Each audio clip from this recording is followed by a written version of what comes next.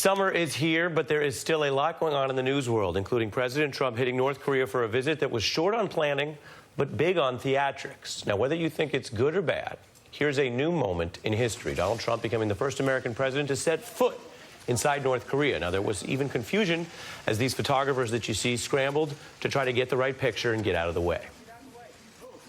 Guys, come on. Come on. Come on.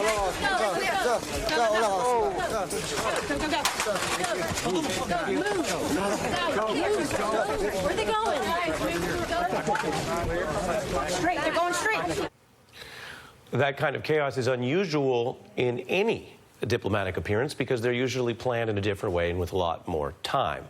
Now, that alone is not so significant, but Trump did proudly plan this on the fly, and also, and this is where it gets more important, was so intent on making this happen, on getting those pictures, that he basically gave up this in-person meeting without any clear concessions, at least any that have been reported as of this moment.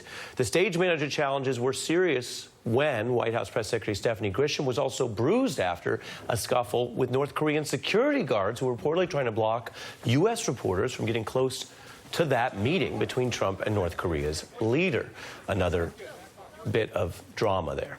Now, what's the policy here beyond these visuals? Well, the New York Times is already reporting that the Trump administration is considering a concession to North Korea that would allow a freeze in all nuclear production, but would keep the status quo. That means the stockpile of missiles stay, enshrining the status quo and thus tacitly accepting the North as a nuclear power. Now, that obviously is not the goal of U.S. policy, which is why Trump's national security advisor, John Bolton, is denying those reports. I should mention, as an aside, he was not brought along to North Korea by the president. So what can we take from all of this, from these highlights of an unusual trip? Well, the president is already taking heat for putting pageantry above policy. Now, presidents in both parties avoided exactly this kind of visit precisely because it does risk giving North Korea something for nothing.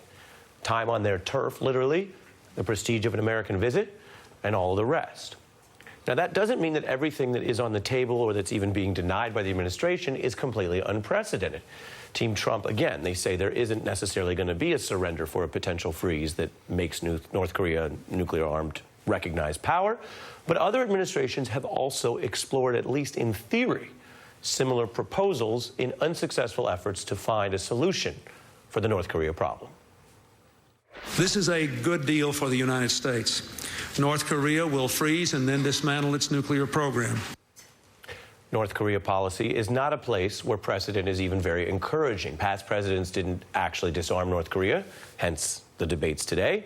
But they certainly, in both parties, withheld the prestige of a presidential visit until this rogue nation was deemed to have improved its conduct. I'm joined now by Rick Stengel, who was Undersecretary of State in the Obama administration, former managing editor of Time as well, Jason Johnson from The Root, and Evelyn Farkas, a top Pentagon expert on Russia under President Obama. Good to have all of you. Evelyn, walk us through this, even for people who don't give Donald Trump the benefit of the doubt on foreign policy. The administration is not alone in brainstorming and trying to be creative about some way to get out from under this. And yet at the same time, there were some things we saw here that don't seem to be traditional U.S. foreign policy, national security measures.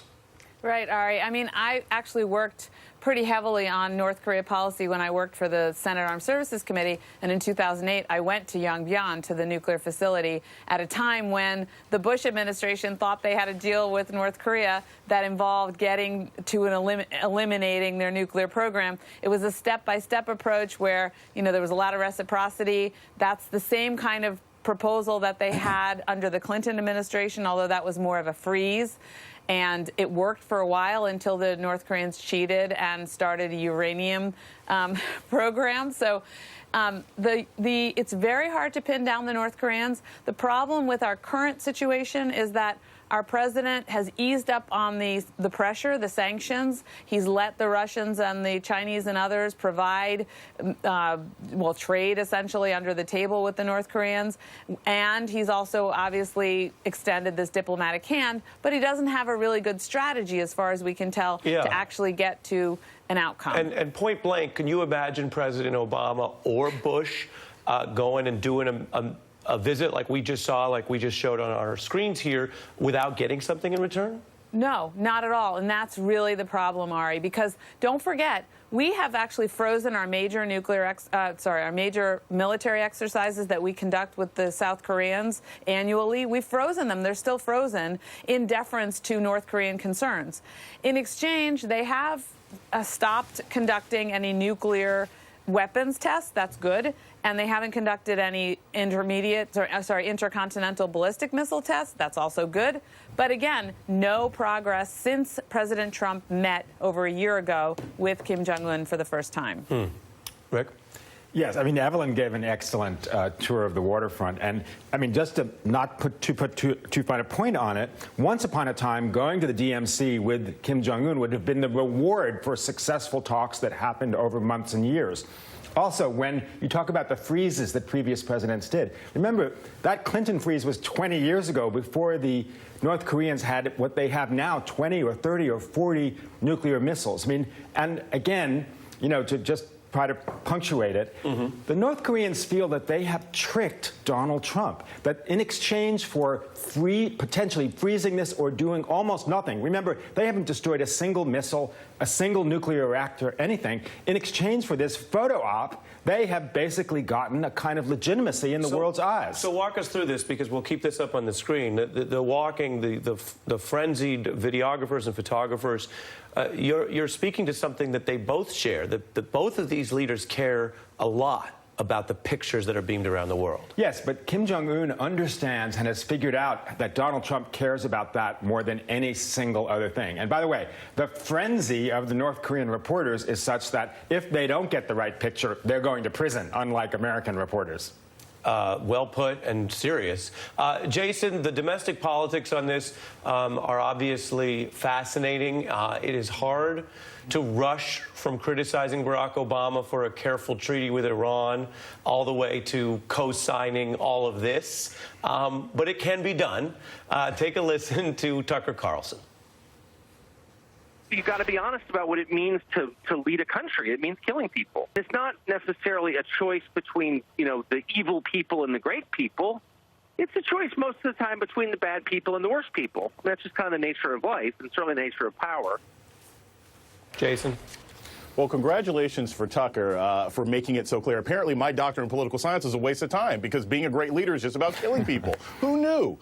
Look, part of the issue here is this sort of reductionist and disingenuous way in which Donald Trump's behavior is interpreted. I don't think he has much of a plan. It's very clear that part of why he has these meetings with Putin and Kim Jong Un is not because he has some policy goals, because they're the only friends he seems to have left on the planet. And the concern that everybody should have is, look, initially, the belligerence of this presidency actually led to conversations between North and South Korea because they were concerned. That's a good thing. But now he is just providing the sort of branding that North Korea needs, and he's not doing anything that either helps North and South Korea come together or makes it a less volatile part of the world. And that's the real problem with what's going on. And do you think domestically, because the president has clearly made this something that he wants to tout, just like he's made the China trade talk and the tariff bluffs part of his re-election campaign, which we all know is happening. Do you think domestically this can be swallowed by the conservatives in America, who've traditionally had a lot more concern about what it means to cozy up to these kind of leaders abroad? I mean, Ari, whether it's Putin, whether it's North Korea, you know, evangelical Christians, white conservatives in America have pretty much decided for the last 3 years that anything Donald Trump does is okay. Anything he plays on the piano is suddenly Beethoven. Anything that he does policy-wise is certainly, you know, he's the next, Churchill or something. It doesn't really matter what's going to happen domestically. What does happen, though, we saw this from Joe Biden, Democrats will attack Donald Trump not just on having these meetings for symbolic purposes, but they'll attack him on getting nothing done. That the deal maker continues to have these meetings and leaves the poker table naked. He has nothing to show for all these meetings with North Korea, and that's where it becomes a domestic issue that Democrats can really work from. Well, but if he leaves the poker table naked, but the entire court acts like the emperor is still wearing clothes, then is he really naked? we don't know. Sarah Huckabee Sanders says that she sees nothing but clothing. That's what her last words. Evelyn, widening out to the context, of course, anytime the president deals with Putin, it gets extra attention. He made a choice to form a sort of rhetorical common cause with Putin about, quote unquote, getting rid of journalists, which comes after, what Rick was just reminding us about the lack of a free press in North Korea, the abuse that these governments deploy. And that was a comment that I think it's fair to say, if any president, Obama or Bush, said that, I think there would have been a huge and long story in this world. We covered it here on the beat, but it didn't necessarily get the outrage one would expect or want in the United States. Put it in that wider context with Putin, with the Saudis, with everything else on this trip.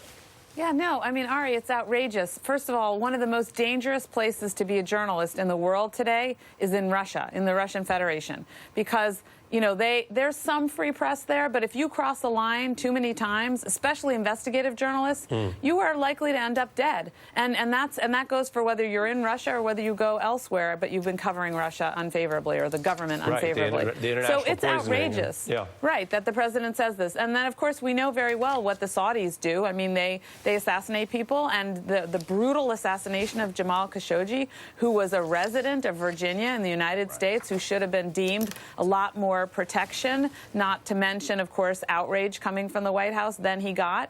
So, I mean, the president just seems to gloss over all this, and unfortunately, the American people have gotten used to it, but it's appalling. I mean, we should not be sitting quietly and accepting the president nodding while he sits with these people who have blood on their hands. Yeah. Rick, as a chief diplomat for Barack Obama, particularly looking at public persuasion and how we're treated in the world, I can only imagine the preparations, the briefings, the research that you all did, which goes up in a line all the way up to the chief executive. Contrast that, if you will, and I admit this is somewhat low-hanging fruit, but contrast that to the way the president doesn't seem to grasp all of the vocabulary that is put towards him when he's in these international appearances. Take a look. Yeah. His comments to the Financial Times right before arriving here was that Western-style liberalism is obsolete. If you look at what's happening in Los Angeles, where it's so sad to look, and what's happening in San Francisco and a couple of other cities, which are run by an extraordinary group of liberal people, I don't know what they're thinking. Ari, you appear to understand the question, I guess. Is I don't mind that he doesn't know who John Locke is or John Stuart Mill, who are great beacons of liberalism. But what's sad is that he doesn't understand that we are the product of Western liberalism, that the post-Cold War order of freedom and democracy and globalization was something that we created and we controlled and reigned over. But you're coming in really highbrow. I was coming in a little more lowbrow, I admit, the question was about the international concept of Western liberalism, and he appeared to only understand it as West Coast political progressivism. I'll go low now, which is that I actually Michelle's not here. I know you work in that his administration. brain basically froze in the 70s and 80s, and he grew up in the 60s where there was this idea of liberals versus conservatives. And the liberals were the long hairs who were protesting against Vietnam, and he was against it. He's a kid from military school. He's a kid who had nothing but disdain for that, and which his father did too. Neither he nor his father ever served. So he looks at everything through that scrim. Yes, that highfalutin idea of what happened with the Enlightenment and liberalism and Western democracy is not something he would understand. But he understands it only in a very, very basic way. And because he has a kind of authoritarian personality, that's the scrim through which he sees this. Yeah, and Evelyn, what do you think? I mean, him not getting it is more concerning if you think that he's also faking it on bigger issues. Well, I think the problem, Ari, so I'm a political scientist, and I'm going to try to find the medium spot here. Sure. Liberal democracy is about a democracy that's more than just voting, right? Because Russia's technically a democracy, they vote. But they don't have the other things that make a democracy really real, right? And that's what we mean when we say liberal democracy. It's a real democracy, okay? And then Donald Trump is talking about liberalism in the American context, which is like big government and maybe a separate social agenda, right?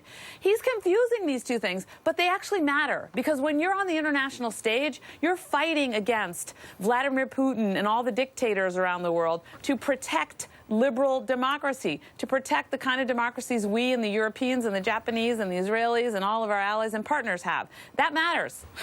And so he shouldn't be bringing up the domestic American context, but maybe he doesn't know better. He should. And he not only doesn't know what liberal democracy is, he doesn't know what illiberal democracy is, and that's Evelyn's point. That's what we are protesting against, we are leading against around the world. Illiberal democracy are countries like Russia, which have elections, but have nothing that's democratic about them besides that. Rick Stengel, Jason Johnson, Evelyn Farkas, with all this international stuff brewing, thank you so much for your expertise. It helps us think it through. Coming up,